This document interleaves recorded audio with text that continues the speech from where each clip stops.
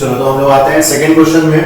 First question अपने पास हो गया, सेकंड क्वेश्चन है लिखा हुआ है द इंटीग्रल, ठीक है, the integral 0 to pi by 4 1 minus 10x और 1 प्लस 10x, ठीक है, इसकी वैल्यू फाइंड करनी है आपको, जैसा आपको क्वेश्चन में लिखा है। ऑप्शन भी मैंने आपको दिया हुआ है यहाँ पे।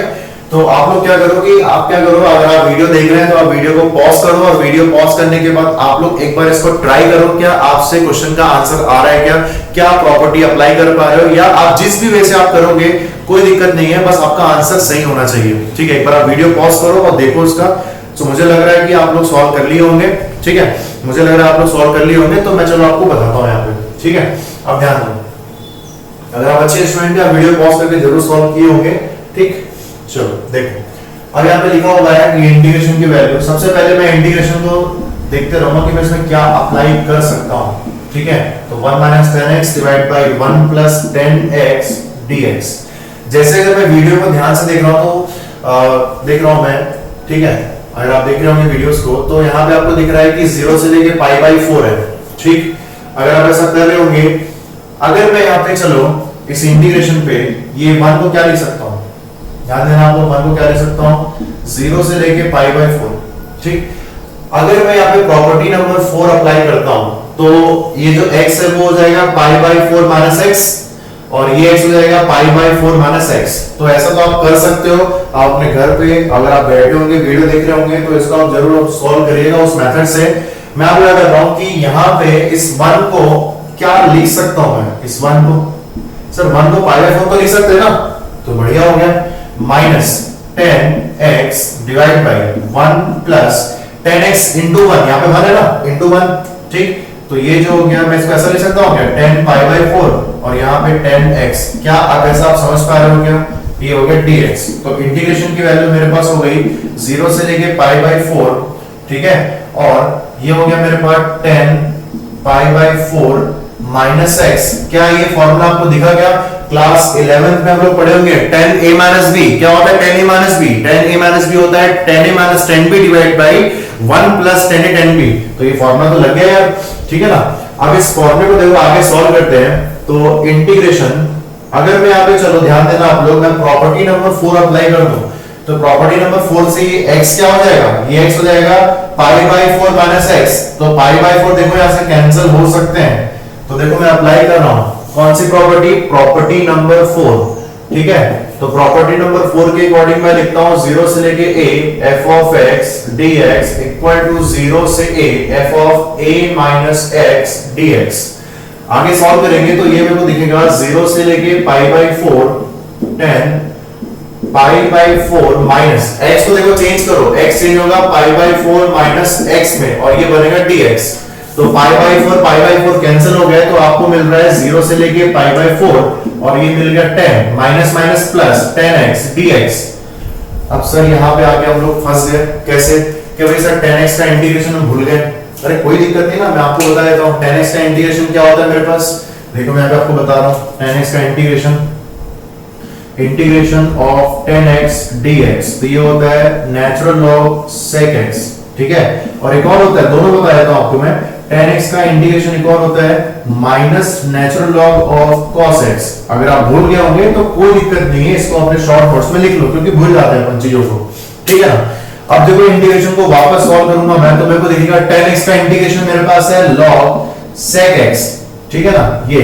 और जैसे ही मैं यहाँ पे पुट करूंगा लिमिट 0 से लेके पाई बाई 4 तो मेरे पास आंसर आ जाएगा, ठीक है। देखो पुट कर रहा हूं यहाँ पे, तो इंटीग्रेशन की वैल्यू होगी मेरे पास log sec pi by 4 minus log sec 0। यार आपको तो पता ही है ना कि sec पाई बाई 4 कितना होता है, तो मैं अगर सॉल्व करता हूं तो log sec पाई बाई 4 तो मेरे पास होता है, ये होता है √2। क्या आपको समझ में आया क्या सर, कैसे याद करना पड़ेगा क्या, कोई दिक्कत नहीं ना। cos पाई बाई 4 क्या होता है ये तो सबको पता होता है ना, cos पाई बाई 4 क्या होता है 1 बाय √2। तो cos और sec reciprocal to each other, तो 1 बाय √2 हो गया, ठीक है ना। अब देखो sec 0 कितना होता है मेरे पास 1 और log के अंदर 1 आता है, log के अंदर एनी वैल्यू 1 अगर आ गई तो उसका वैल्यू क्या होता है 0 होता है ना, तो ये हो गया -0। तो मेरे पास आंसर हो गया 1/2 नेचुरल लॉग 2। चेक करो तो कौन सा ऑप्शन है मेरे पास, ऑप्शन आ रहा है यहाँ पे ऑप्शन डी, ठीक। तो इसको आप बढ़िया सा नोट कर लो, नोट्स बनाते चलो, मजा आएगा आपको, ठीक है।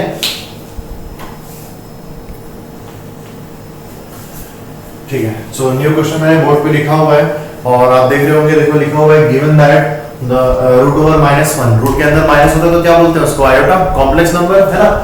अब उसका लिखा हुआ है कि the value of the integral this, ये वैल्यू आपको वैल्यू फाइंड करनी है।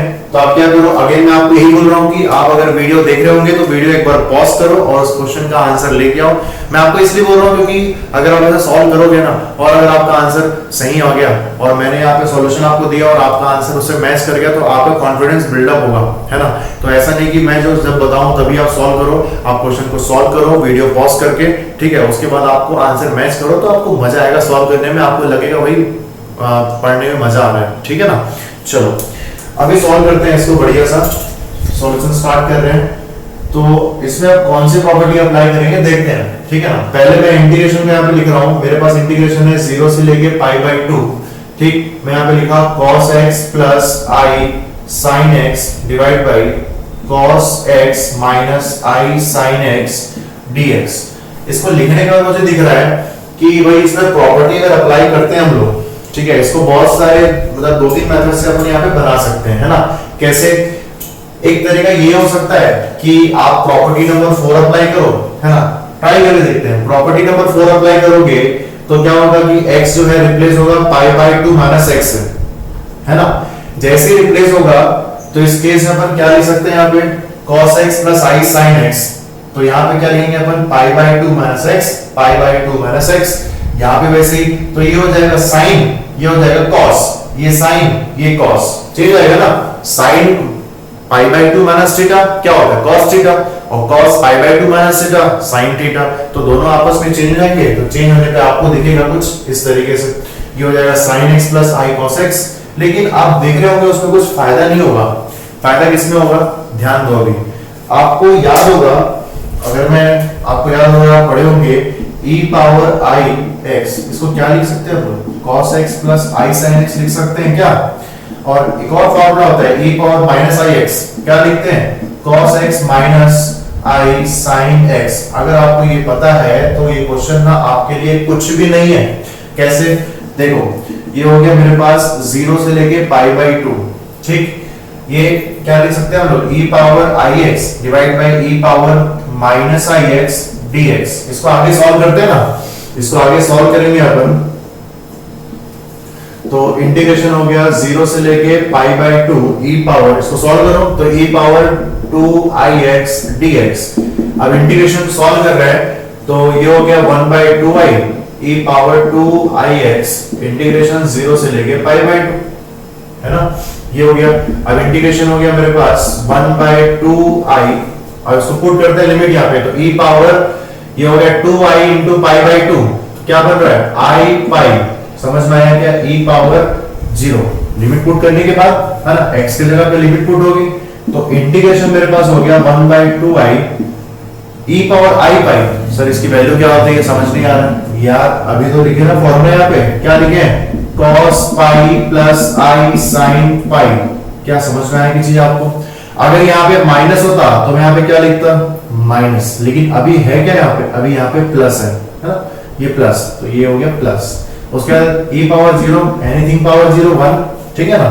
इंटीग्रेशन ये हो गया 1/2i cos pi minus 1 plus sin पाई कितना होता है 0 होता है ना, -1, तो ये हो गया -2 डिवाइड बाय 2i मतलब -1/i। इसका मतलब आ गया इस i को आयोटा को ऊपर लेके आएंगे तो ये हो जाएगा i। क्या आपको समझ में आया क्या, तो अपने पास आंसर आ गया i। तो इसका आंसर क्या है अपने पास ऑप्शन बी। अगर आपने कहीं पे भी मिस्टेक किया ना प्लस माइनस अकेले तो आपका आंसर हो सकता है -i भी आ जाए, है ना। तो आपको बिल्कुल आराम से सॉल्व करना है, कोई दिक्कत नहीं है, ठीक है। समझ में आ गया होगा आपको ये चीज, तो इसको आप नोट कर लो बढ़िया सा, ओके। चलो तो नेक्स्ट क्वेश्चन में हम लोग आते हैं। तो नेक्स्ट क्वेश्चन अपना है क्वेश्चन नंबर 4, है ना। 3 क्वेश्चन हम लोग देख चुके हैं, कैसे सॉल्व कर रहे हैं। अगेन मैं आपको ये कहूंगा कि वीडियो को पॉज करो, क्वेश्चन आपके सामने बोर्ड पे लिखा है मैंने, और इसको सॉल्व करो। आपको अच्छा लगेगा, आपका आंसर सही आ गया तो। मैंने क्वेश्चन में आपको ऑप्शन नहीं दिया है, fill in the blank question है, ठीक है। आप इसको सॉल्व करो, ठीक। तो मुझे लगता है आप लोग सॉल्व किए होंगे, जो भी आपका आंसर आया होगा बढ़िया है। चलो अब इसको देखो क्वेश्चन नंबर 4 हम सॉल्व कर रहे हैं। क्वेश्चन नंबर 4 में क्या अप्लाई कर सकते हैं ना, कई बार क्या होता है कि स्टूडेंट के माइंड में नहीं आता है कि अपन को क्या प्रॉपर्टी अप्लाई करनी चाहिए, क्या प्रॉपर्टी अप्लाई करनी ही नहीं चाहिए। तो आपको क्या बहुत सारे प्रैक्टिस करने पड़ेंगे क्वेश्चन को, आपको समझ में आने लग जाएगा। जैसे अपने पास क्लास 11th और 12th में होता था कि भाई इंटीग्रेशन डिफरेंशिएशन कैसे सॉल्व करना है, स्टेप्स कैसे लेके आने हैं, तो वैसी प्रॉब्लम यहाँ पे भी हो सकता है बहुत सारे स्टूडेंट्स को। कोई दिक्कत नहीं है ना, आप सॉल्व करो ना बहुत सारे क्वेश्चन, आपको समझ में आ जाएगा सब कुछ। और मेरे वीडियोस फॉलो करते रहो यहाँ पे, है ना। तो बहुत ही बेसिक से आपको हर चीज बताने वाला हूँ। ऐसा कोई भी टॉपिक आपके पास नहीं होगा जिसके भी मैं वीडियोस यहाँ पे डालूंगा आप उस टॉपिक को बिल्कुल भी ना, कई लोगों को क्या होता है कि कई लोग कोई चीज समझ में नहीं आता तो लोग रट लेते हैं कैसे सॉल्व करना है, कैसे सॉल्व करना नहीं यार, रटोगे तो कैसे एग्जाम में बनेगा। उसके लिए आपके पास मैं यहाँ पे वीडियोस बना रहा हूँ, आपको मजा आएगा, आप देखते रहो बस। यहाँ पे बस आपको क्या करना है, यहाँ पे आपको बस यहाँ पे फॉलो करते रहना है कहाँ पे क्या मैं कॉन्सेप्ट आपको बता रहा हूँ। आपका कॉन्सेप्ट बहुत अच्छा होगा, गारंटीड बोल रहा हूँ, ठीक है ना। चलो तो क्वेश्चन नंबर 4 देखो यहाँ पे, द वैल्यू ऑफ दिस। अब इंटीग्रेशन को लिखते हैं, सोचते हैं क्या अप्लाई करते हैं यहाँ पे। तो 0 से लेके π/2 cos x minus sin x divide bye 1 plus sin x cos x। अब ध्यान दो यार, एक चीज ध्यान दो, अगर मैं इसको इक्वेशन में मान ले लिया, अगर मैंने चलो अप्लाई किया यहाँ पे प्रॉपर्टी नंबर 4, ठीक है। प्रॉपर्टी नंबर 4 आपको क्या कहता है, ये कहता है आपको 0 से लेके a f of x, ठीक है, dx इक्वल टू 0 से लेके a माइनस x dx, है ना। अगर ये प्रॉपर्टी आप अप्लाई करते हो तो इस प्रॉपर्टी के अकॉर्डिंग आपको क्या दिख रहा है, आपको दिख रहा है कि जो लिमिट के साथ फंक्शन चेंज हो रहा है, तो चेंज करते ना। अब चेंज कर ही क्यों रहा है, पहले आपको ये भी देखना चाहिए, आपको 2-3 स्टेप आगे सोच लेना चाहिए। क्या पता किसी प्रॉपर्टी को अप्लाई करने से आपका जो क्वेश्चन है और ज्यादा कॉम्प्लिकेटेड हो गया हो, है ना। ऐसे भी आपको चेक करना पड़ेगा। तो भाई देखो, ये अगर लिमिट चेंज होगा तो π/2 minus x sin x cos x 1 plus cos x sin x। यार फर्क क्या आ रहा है पता है, फर्क ये आ रहा है, ध्यान देना, देखो मैं लिख रहा हूं 0 से लेके π/2 प्रॉपर्टी अप्लाई कर रहे हैं यहाँ पे, तो ये हो गया cos π/2 minus x minus sin π/2 minus x divide by, ठीक, 1 प्लस sin π/2 माइनस x और cos π/2 माइनस x dx। तो जैसे प्रॉपर्टी अप्लाई करेंगे तो 0 से लेके π/2, ठीक है, तो ये बन जाएगा मेरे पास sin x, ये बन जाएगा cos x divide bye 1 plus sin x, ये बन जाएगा cos x dx। जैसे ही अप्लाई किया मैंने, ये पार्ट अप्लाई किया मैंने, तो जैसे ही अप्लाई किया तो इक्वेशन नंबर इसको ले लो 2, ठीक है ना। ध्यान देना आप लोग यहाँ पे। तो यार ये तो वही दिख रहा है क्या फंक्शन, कौन सा फंक्शन दिख रहा है आपको, ये आपको दिख रहा है कि इस दोनों को ध्यान से देखो, 1 और 2 को, 1 और 2 में अगर मैं यहाँ से माइनस कॉमन लेता हूँ, ठीक है ना, माइनस कॉमन लेता हूँ, देखो मैं ले रहा हूँ यहाँ पे, आगे बढ़ रहे हैं यहाँ से इक्वेशन नंबर 2 से, तो ये हो गया माइनस कॉमन 0 से लेके π/2, ठीक है। और यहाँ पे बच रहा है मेरे पास माइनस कॉमन लेने पे sin x minus cos x, या फिर हो जाएगा ये cos x minus sin x और 1 plus sin x cos x dx। तो यार एक ध्यान दो ना, ये एक्चुअल में ये पूरा चीज क्या है मेरे पास, ये मेरे पास पूरा चीज है जिस इंटीग्रेशन की वैल्यू फाइंड कर रहे हो इक्वेशन नंबर 1 से, सिंपल। तो ये हो जाएगा माइनस आई, तो ये इसको ले जाओ, ये हो गया 2i इक्वल टू 0। तो i की वैल्यू क्या मिल रही है मेरे पास, यार i की वैल्यू मेरे को मिल रही है 0। चलो तो नेक्स्ट क्वेश्चन अपने पास आ गया यहाँ पे, क्वेश्चन नंबर 5। तो उसको आप लोग सॉल्व करो, देखो क्या आंसर आने वाला है आपसे। और क्वेश्चन नंबर 5 में आप देखो कि कौन सा प्रॉपर्टी आप अप्लाई कर रहे हो, तो आपको मैं वही कहूंगा, वीडियो को पॉज करो, पॉज करने के बाद आप एक बार सॉल्व करो, आंसर लेके आओ, क्या आंसर आपसे आता है कि नहीं, ठीक है। तो मुझे लगता है सॉल्व कर लिए होंगे आप लोग, ठीक है। चलो ना अब देखो आप लोग इसमें क्या अप्लाई कर सकते हैं, ठीक है। अब ये इंटीग्रेशन में यहाँ पे लिया 0 to 1, वापस लिख रहा हूँ x minus 1 होल स्क्वायर, ये हो गया sin x minus 1 divide by x minus 1 plus square cos x minus 1 dx। अब इसका आप लोग सॉल्व करोगे तो सबसे पहले आप चेक करोगे प्रॉपर्टी अप्लाई कौन सा करना चाहिए।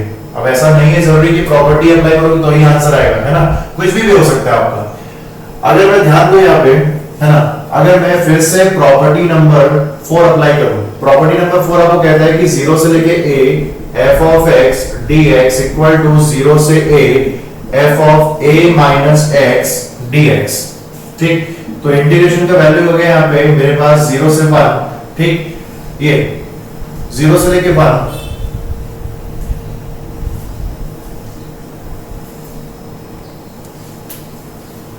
ठीक। तो चलो स्टार्ट कर रहे हैं यहाँ पे।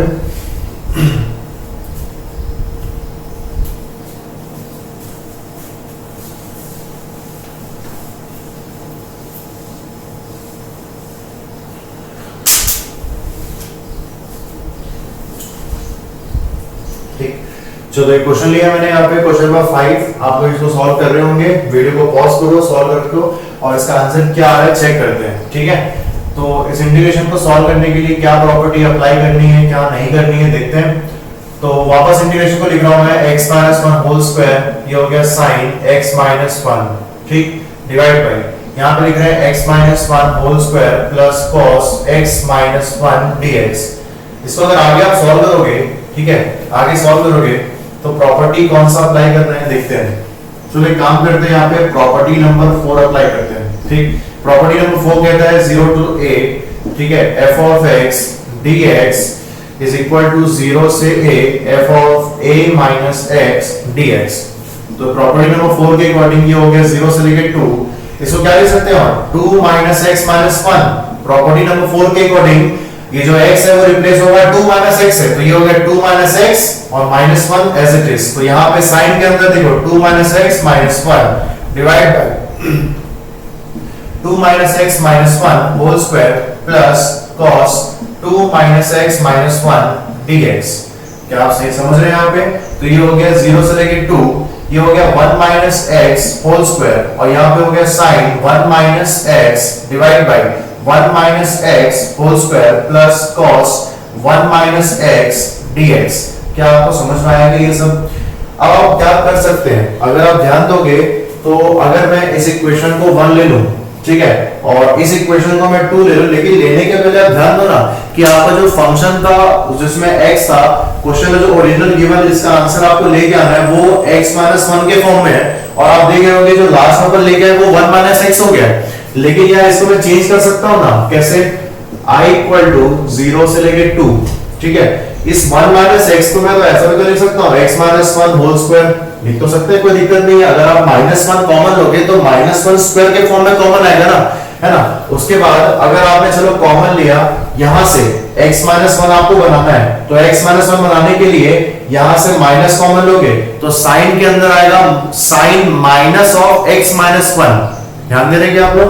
क्या आ रहा है मेरे पास यहाँ पे साइन माइनस ऑफ x - 1। तो साइन माइनस थीटा कितना होता है मेरे पास? साइन माइनस थीटा होता है माइनस साइन का मतलब सामने माइनस, और ये हो गया x - 1 divide by x - 1 whole square plus cos। इसके अंदर देखो तो cos 1 - x, यार माइनस कॉमन लोगे ना cos के अंदर तो वो cos ही रहेगा, मतलब cos minus theta cos theta. तो ये हो गया cos x - 1, ये हो गया मेरे पास dx। इसको ले लो इक्वेशन नंबर 2। क्या आपने ले लिया? ठीक है।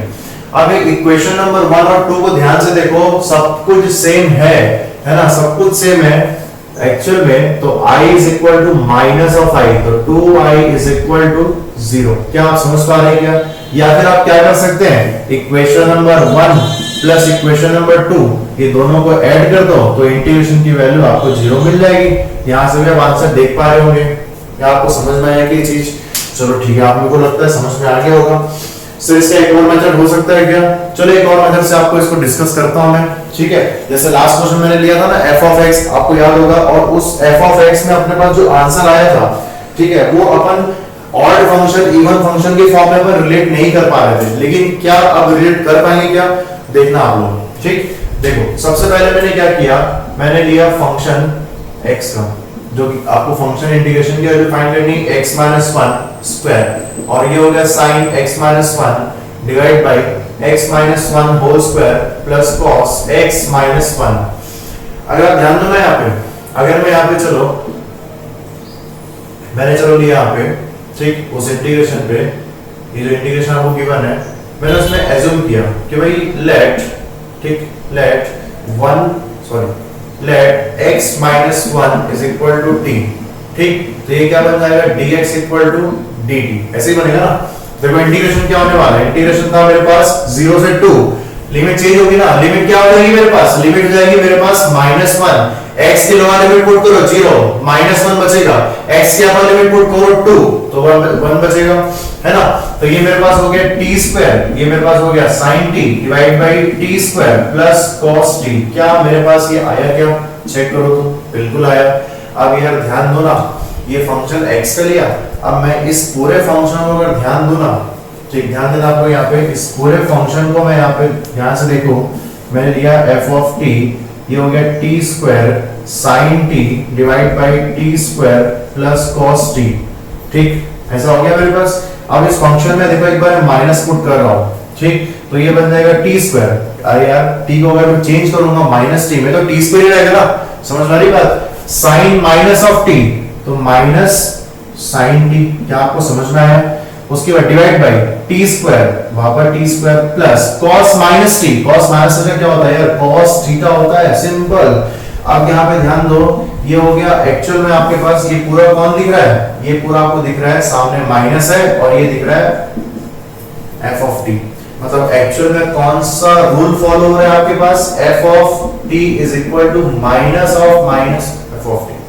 अगर ये रूल फॉलो हो रहा है तो ये कौन सा फंक्शन हुआ, ऑड फंक्शन। अगर ये ऑड फंक्शन है मेरे पास, ठीक है, और लिमिट को ध्यान से देखो, लिमिट क्या है, -1 से 1 सिमेट्रिक है ना, तो अगर ये ऑड फंक्शन है तो इसका आंसर क्या आना चाहिए, इसका आंसर आना चाहिए मेरे पास 0। क्या आपको समझ में आया ये चीज, पहले भी आंसर हम लोग 0 लेके आ गए थे, और अपन ऑड फंक्शन इवन फंक्शन से भी चेक कर सकते हैं, इसका आंसर 0 आ सकता है, ठीक है ना। तो बढ़िया क्वेश्चन था ये, आप अपने कॉपी में बढ़िया फॉर्म में नोट करिए, अपना नोट्स अच्छा बनाइए, ठीक है। आगे बढ़ते हैं, तो अगेन मैंने नेक्स्ट क्वेश्चन लिया हुआ है 6 नंबर क्वेश्चन, ठीक है ना। तो मजा आएगा आपको, प्रॉपर्टी बिल्कुल आपको बाय हार्ट हो गई होगी, बिल्कुल याद हो गया होगा आपको, मेरे को लगता है अभी, ठीक है। तो आप देख रहे होंगे लगभग सभी प्रॉपर्टीज यूज हो रही हैं। जैसे लास्ट वाला जो क्वेश्चन था उसमें हम लोग ऑड फंक्शन इवन फंक्शन को यूज किए थे, तो प्रॉपर्टी नंबर अपने पास कौन सा यूज हुआ, 6 number, 4th number 5th number तो यूज हो ही रहा है ना। अब 6 में आते हैं, ये हो गया। चलो अभी नेक्स्ट क्वेश्चन मेरे पास है क्वेश्चन नंबर 6। अगर मैं आपको यही कहूंगा कि आप क्या करो कि भाई वीडियो पॉज करो और इस क्वेश्चन को सॉल्व करो और चेक करो ये कौन सा ऑप्शन आ रहा है, क्योंकि मैंने इस क्वेश्चन में आपके पास ऑप्शन भी दिया हुआ है, ठीक है ना। चलो सॉल्व करते हैं क्वेश्चन नंबर 6। तो मुझे लग रहा है आप लोग सॉल्व कर लिए होंगे, ठीक है ना। चलो स्टार्ट करते हैं सॉल्यूशन इसका। देखो सो अगेन मैं यहाँ पे देखो इंटीग्रेशन लिख रहा हूँ 0 से लेके infinity x divide by x plus 1, okay, और x स्क्वायर प्लस 1 dx। अब इसमें क्या अप्लाई करना चाहिए, क्या अप्लाई नहीं करना चाहिए। पहली बात तो यार ये ध्यान दो आप लोग कि जो 7 प्रॉपर्टीज आपने अपने कॉपी में लिखा हुआ है, इस वीडियोस में आपने देखा होगा कि 7 प्रॉपर्टी जो मैंने आपको बताई है वो प्रॉपर्टी यहाँ पे अप्लाई तो दिख नहीं रहे होते। क्यों भाई, लिमिट देखो ना, लिमिट क्या है मेरे पास, इंफिनिटी है ना, तो भाई इसको कुछ ना कुछ अलग तरीके से आपको बनाना पड़ेगा। अब इसके मैं आपको एक मेथड बताऊंगा और एक मेथड आपको खुद करना होगा, दोनों को मैं एक्सप्लेन जरूर करूंगा। पहला मेथड ये हो सकता है कि आप याद करो कि एनसीईआरटी बुक जब आप पढ़ते थे या आरडी शर्मा पढ़ते थे अपने क्लास 12th में इंटीग्रेशन के टाइम पे, तो आप लोग हमें 2 मेथड बहुत अच्छे फॉर्म में पढ़ते थे। एक होता है सब्स्टिट्यूशन मेथड और दूसरा होता है कौन सा, पार्शियल फ्रैक्शन, ठीक है ना, आपको याद होगा पार्शियल फ्रैक्शन। ये 2 मेथड आप यूज करते थे। उसके बाद आप ये 7-8 प्रॉपर्टीज पढ़ते थे। तो अपन क्या है कि प्रॉपर्टीज यहाँ पे अप्लाई तो हो नहीं सकता है, तो इसको एक मेथड ये है कि इसमें सब्स्टिट्यूशन अप्लाई कर सकते हैं और दूसरा मेथड ये है कि इसमें पार्शियल फ्रैक्शन अप्लाई कर सकते हैं। मैं आपको पार्शियल फ्रैक्शन का तरीका बताया था, हम खुद सॉल्व करना, ठीक है ना। पार्शियल फ्रैक्शन अपन कहाँ पे अप्लाई करते हैं पहले तो आपको ये पता होना चाहिए। तो पार्शियल फ्रैक्शन अप्लाई कहाँ करते हैं, जहां पे डिनोमिनेटर का पावर जो है ऑलवेज ग्रेटर होना चाहिए न्यूमरेटर के पावर से। The degree of denominator should be greater than the degree of numerator. In that case, we can apply partial fraction. अगर ऐसा केस फॉलो नहीं होता है, so we cannot apply partial fraction in that particular question. So अगर आप इस देखेंगे इस क्वेश्चन को, क्वेश्चन नंबर 6 को, तो यहाँ पे जो डिग्री है न्यूमरेटर का वो है 1 और डिनोमिनेटर का डिग्री है ये 1 और 2। कितना होगा, मैक्सिमम पावर यहाँ पे कितना होगा, 3 होगा ना, तो 3 यहाँ पे ये वहां पे 1 है। तो पार्शियल फ्रैक्शन नाम की चीज पर्टिकुलर क्वेश्चन में बिल्कुल अप्लाई हो सकती है, ठीक है, कोई दिक्कत नहीं। अपन एक काम करते हैं, इस क्वेश्चन को चलो सब्स्टिट्यूशन से बना के देखते हैं क्या बनता है कि नहीं क्वेश्चन, ठीक है ना। चलो लिमिट क्या है, 0 से इंफिनिटी ना अपने पास, ध्यान देना आप लोग यहाँ पे। क्योंकि जो लिमिट है उसके कारण आप फंस रहे हो कि पार्शियल फ्रैक्शन भी आपको उतना आसानी से दिखेगा नहीं। हाँ, अगर मैं सिर्फ इसको देख रहा हूं तो पार्शियल फ्रैक्शन अप्लाई आराम से आप कर सकते हो, क्योंकि इसमें न्यूमरेटर का पावर डिनोमिनेटर से लेस है। इक्वल भी नहीं होना चाहिए, लेस होना चाहिए, ठीक है। अब देखो सब्स्टिट्यूशन, मैंने यहाँ पे जरा एज्यूम किया, अगर मैं यहाँ पे एज्यूम करता हूँ कि लेट x इक्वल टू मैं tan थीटा ले लिया, ठीक, तो ये हो गया मेरे पास dx और ये हो गया sec square theta d theta. So integration यहाँ पे हो गया, लिमिट चेंज होगा, है ना। अब यहाँ पे सब्स्टिट्यूशन कर रहे हैं तो लिमिट तो चेंज होना ही है। सबसे पहले लोअर लिमिट देखो, x की वैल्यू 0 पुट करो, थीटा विल बी 0, x की वैल्यू इंफिनिटी पुट करो, तो tan की वैल्यू इंफिनिटी कब होती है, जब थीटा होता है पाई बाई 2। अब ये हो गया x मेरे पास ले रहा हूं मैं tan थीटा डिवाइड बाय, ये हो गया मेरे पास tan थीटा प्लस 1, ओके, और ये हो गया मेरे पास tan स्क्वायर थीटा प्लस 1, ठीक है ना। tan थीटा का डेरिवेटिव होता है sec स्क्वायर थीटा, तो dx की वैल्यू क्या बन रही है मेरे पास, sec square theta d theta. अब याद करो 10th क्लास या 11th क्लास में आप ट्रिग्नोमेट्रिक आइडेंटिटीज पढ़े होंगे और उसमें आप पढ़े होंगे 1 प्लस tan स्क्वायर थीटा होता है sec स्क्वायर थीटा, ये दोनों कैंसिल हो गया ना, सिंपल।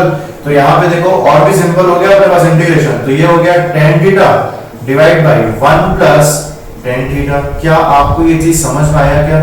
मुझे लगता है आया होगा बिल्कुल यहाँ पे, और ये मेरे पास बन गया d थीटा, है ना। ये अब इसको आगे सॉल्व करते हैं। सॉल्व करने के पहले ध्यान दो, अगर इंटीग्रेशन में देखो यहाँ पे, इसको और सिंपलीफाई कर लेते हैं।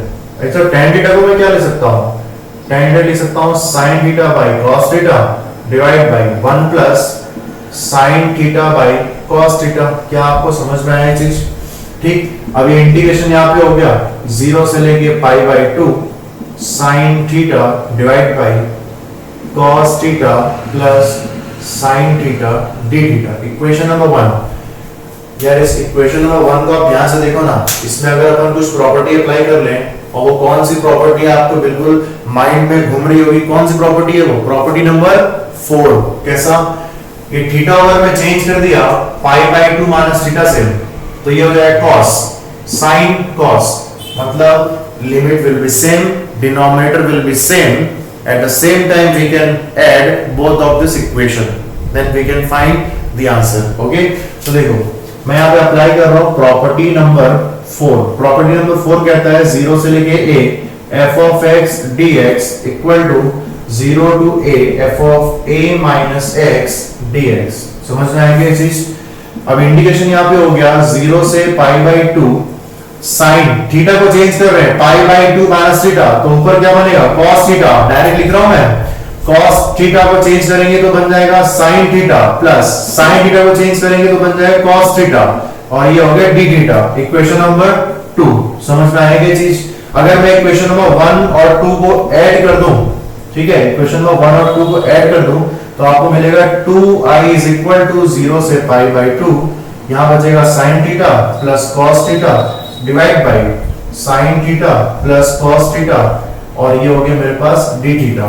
ठीक, इसको आगे सॉल्व करते हैं तो ये मेरे को मिलेगा 2i is equal to, पूरा कैंसिल हो गया ना, तो पूरा कैंसिल हो गया। क्या बच रहा है मेरे पास? मेरे पास बच रहा है यहाँ पे इंटीग्रेशन 0 से लेके पाई बाई 2 d थीटा, तो ये हो गया 2i is equal to pi by 2, तो मेरे पास हो गया इंटीग्रेशन पाई बाई 4, तो यहां से मेरा आंसर आ गया पाई बाई 4। क्या आपको समझ में आया क्या? ध्यान दो, तो ये पाई बाई 4। ठीक, तो क्या आंसर है इसका मेरे पास? पाई बाई 4, ऑप्शन सी। ठीक है ना, तो ये अपने पास हो गया क्वेश्चन नंबर 6। ठीक है, चलो आगे और भी क्वेश्चन इससे करेंगे हम लोग। ठीक है, तो हम लोग मिलते हैं नेक्स्ट वीडियो में। ठीक है ना, चलो थैंक यू क्लास।